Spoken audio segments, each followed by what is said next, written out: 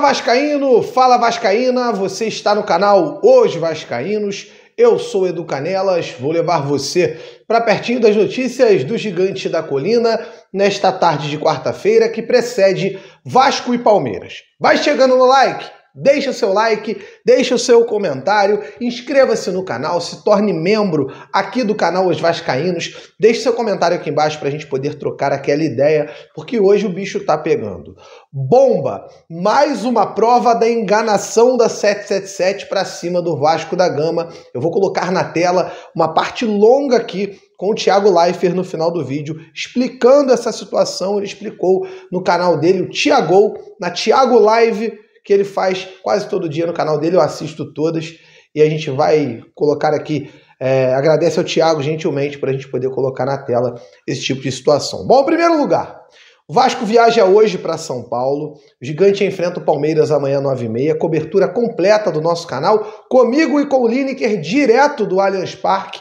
Tô indo para a casa do Lineker agora, no momento que você está vendo esse vídeo, eu já tô a caminho da casa do Lineker, onde iremos amanhã de madrugada para São Paulo.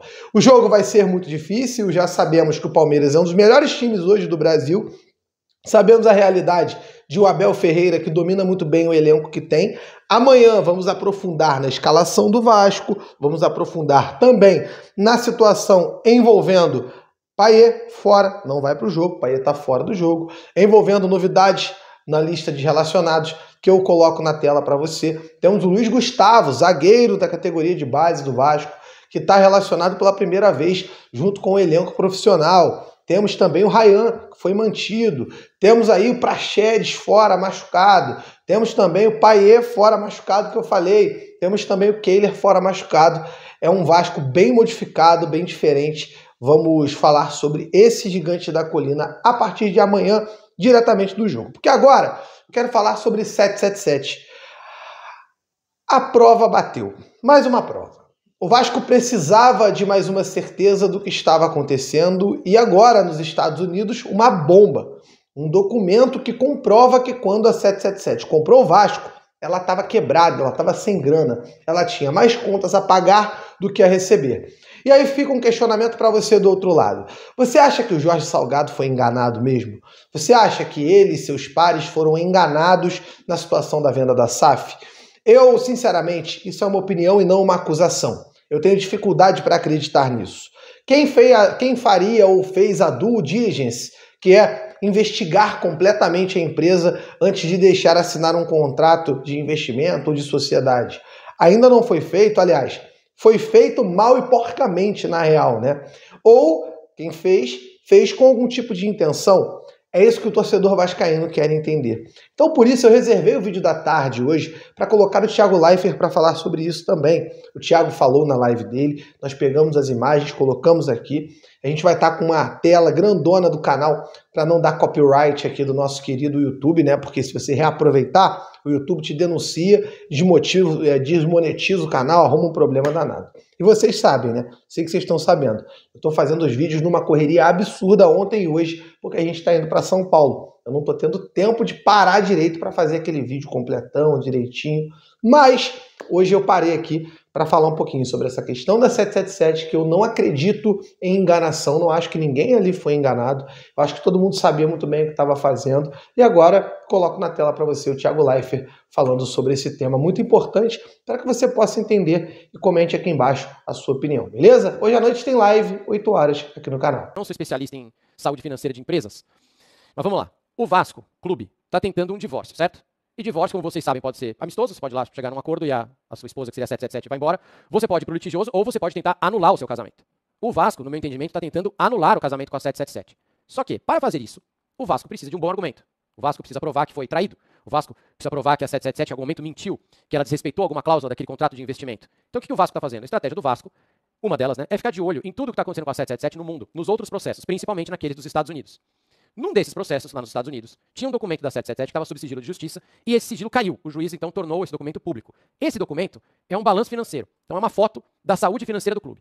Eu vou mostrar para vocês que não precisa entender muito disso aqui também, para vocês verem o estado de saúde da empresa nessa foto que eles mandaram, que é de mais ou menos setembro de 22. Então, vamos lá. Ela está aqui. Isso aqui é de setembro 30 de 22. Ainda sem auditoria. Eu coloquei em amarelo cash and cash equivalents, quer dizer, o que você tem de grana na conta corrente? Eles mandam ali 69 milhões. Eles colocam também, mas eu vou direto pro mais importante. Tá vendo que eu botei em amarelo total assets, 8,8 bi de dólares. Assets são seus ativos. O que você tem? Então, se fosse nossa casa, nosso carro, etc. Eles então dizem que eles têm 8,817. E ali embaixo tem total liabilities, que é suas dívidas, suas obrigações. Repara que um é 8,8 e o outro é 8,9, certo?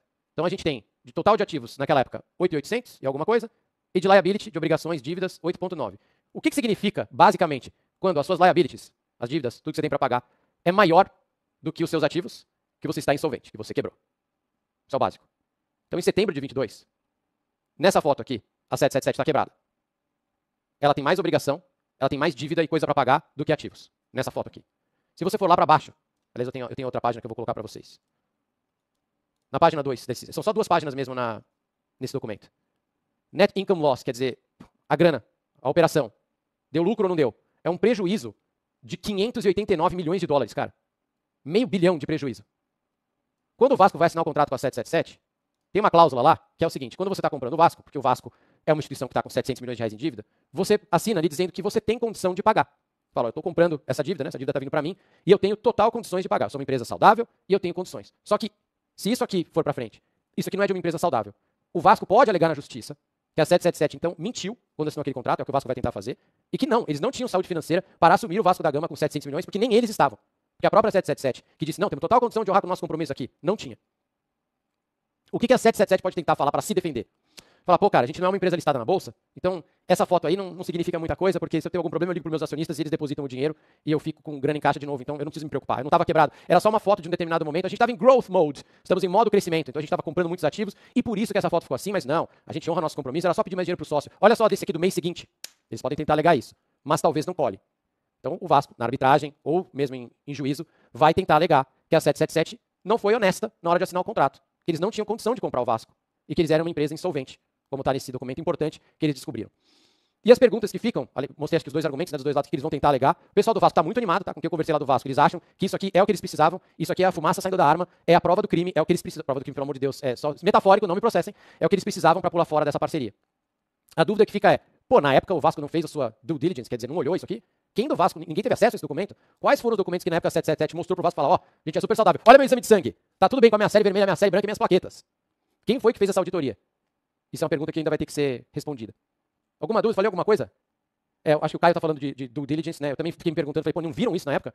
Ou qual foi o documento que os caras tiveram acesso na época?